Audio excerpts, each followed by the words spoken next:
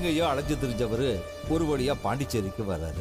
அங்கே ஒரு லாட்ஜ்ல வேலைக்கு சேர்றாரு.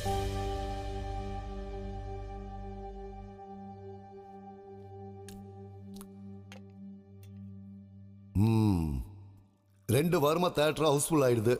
எம்ஜிஆர் படம் உலகம் சுற்ற வாலிபன் போட்டிருக்கல முதலாளி.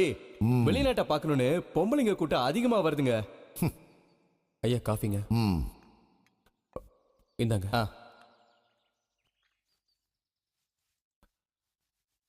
முதலாளி. சொல்லுப்பா. தியேட்டர்ல வேலை செய்ய ஆள் பத்தல முதலாளி. 2 பேர் தான் இருக்காங்களா?